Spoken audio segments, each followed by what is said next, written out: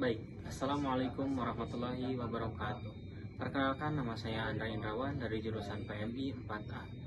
Baik, pada kesempatan kali ini saya akan berpresentasi untuk memenuhi tugas mata kuliah Sejarah Dakwah yang diampu oleh Bapak Herman Esos IMAG. Baik teman-teman, pertama-tama saya akan spoiler dulu bagi materi yang akan saya bahas. Dari mind mapping saya, sebenarnya ini menceritakan sebuah perjalanan besar bagaimana sebuah peradaban bergeser dari padang pasir menuju Tanjung Eropa. Melalui gerbang Afrika dibuka sejak zaman Bilal bin Rabah. Dinasti Umayyah mengintegrasikan suku lokal barbar menjadi kualitas militer yang tangguh. Melalui tangan dingin Musa bin Nusair dengan keberanian Tariq bin Ziyad. Nah, Islam menyeberang ke Andalusia. Di sana mereka tidak hanya berkuasa selama hampir 10 abad, tetapi juga membangun tamadun, yang dimana tamadun adalah sebuah peradaban emas yang melahirkan ilmu pengetahuan modern dan mewariskan arsitektur megah yang masih bisa dikagumi sampai hari ini. Baik, langsung saja ke pembahasan inti. Yang pertama-tama di sini ada definisi wilayah dan akar sejarah. Akar sejarah dulu, yang definisi wilayah yang pertama saya akan jelaskan, yakni dari geopolitik Afrika Utara dan Andalusia. Nah, secara geografis, peluasan wilayah ini mencakup dua kawasan yang sangat strategis, yaitu ada Afrika Utara dan Andalusia. Afrika Utara, kawasan yang membentang luas dari Aljazairah hingga wilayah timur, atau bisa disebut Ethiopia atau Habasyah. Nah, dalam konteks strategi militer dan dakwah ini, Afrika Utara bukan sekedar wilayah taklukan, melainkan pintu gerbang utama atau bisa disebut juga The Golden Gate, yang membuka jalur ekspansi Islam menuju benua Eropa. Lalu yang kedua ada Andalusia, merupakan wilayah otonomi yang terletak di bagian selatan Spanyol.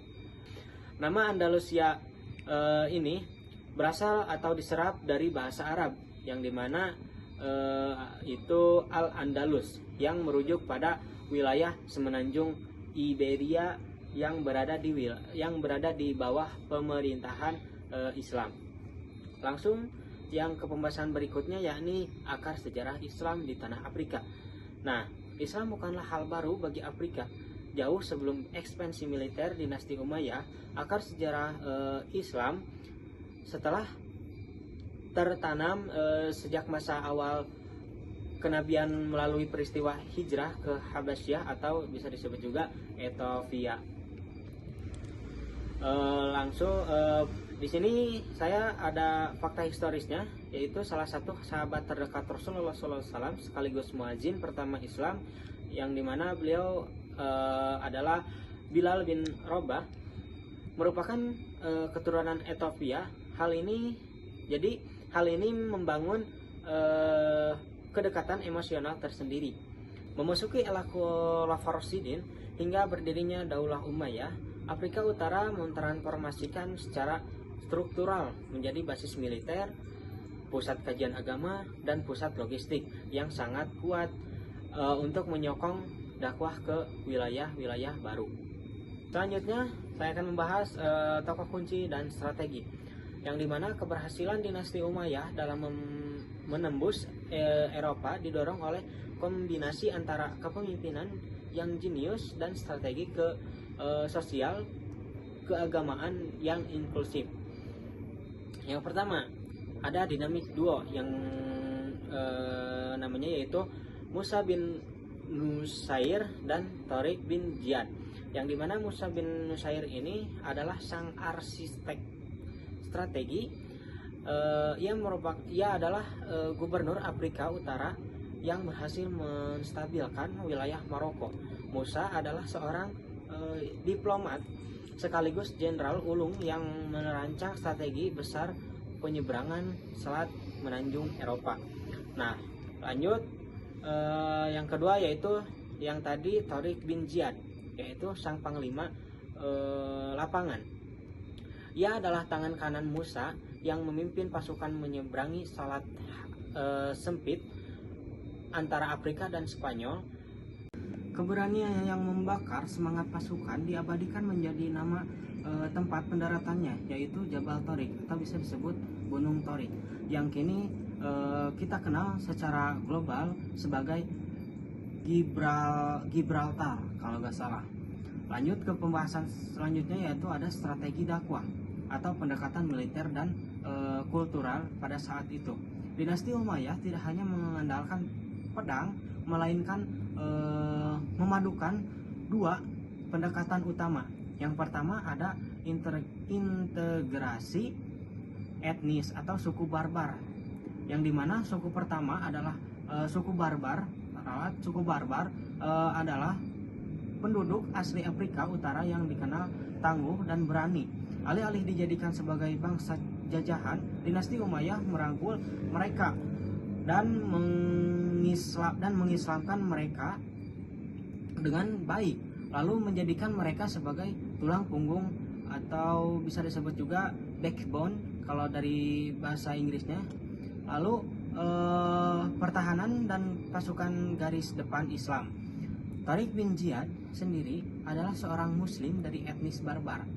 Lalu ada yang keduanya, yaitu sosialisasi kultural atau pendidikan, di mana di masa Khalifah Umar bin Abdul Aziz, strategi dakwah bergeser ke arah edukasi yang masif.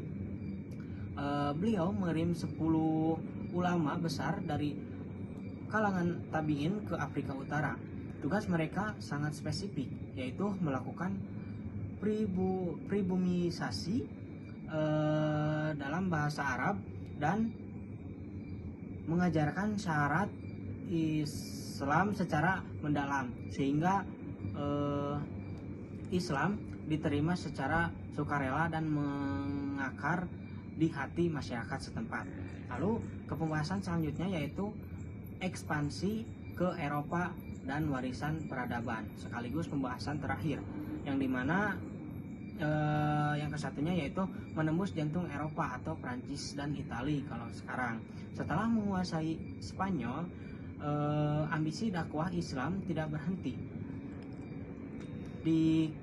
Di bawah komando Jenderal Abdurrahman Al-Ghafiqi, pasukan Islam melakukan penetrasi jauh ke utara, menembus pegunungan Pirenia hingga mencapai wilayah di antara Taurus dan Poitiers kalau nggak salah.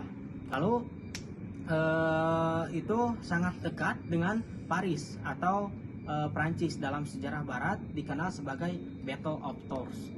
Nah, meskipun ekspansi ke utara ini akhirnya tertahan, hal ini menunjukkan betapa masifnya daya jangkau militer Umayyah saat itu.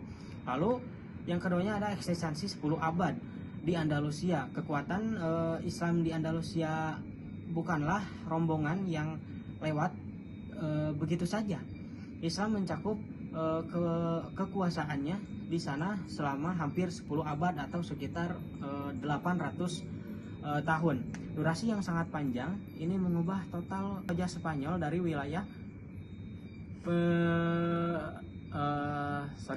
pinggiran Eropa menjadi pusat mercusuar dunia. Lalu yang ketiga ada Tamadun. Tamadun ini lahirnya di antropologi budaya baru, yang dimana puncak dari seluruh rangkaian ekspansi ini adalah lahirnya Tamadun, atau sebuah istilah yang merujuk pada tingginya peradaban, kebudayaan, lalu ilmu pengetahuan. Ketika Eropa berada dalam zaman kegelapan atau Dark Ages, Andalusia di bawah Islam menjelma menjadi pusat intelektual di dunia dengan mendirikan Universitas Cordoba. Yang terakhir ada bukti fisik yang abadi, yang dimana kejayaan Daulah Umayyah ini bukan sekedar dongeng pengantar tidur ya teman-teman. Jadi ini adalah ada bukti fisik peninggalan ketika masih berdiri tegak hingga hari ini dan menjadi saksi bisu sejarah seperti Mezquat lupa kalau bahasa itunya, yang bahasa kitanya mah Masjid Besar Cordoba yang kini menjadi katedral kalau nggak salah. Lalu ada Istana Alhambra di Granada yang menunjukkan tingginya cita rasa seni dan arsitektur Islam abad pertengahan. Mungkin cukup sekian dan terima kasih teman-teman. Wassalamualaikum warahmatullahi wabarakatuh. Mohon maaf jika banyak salah.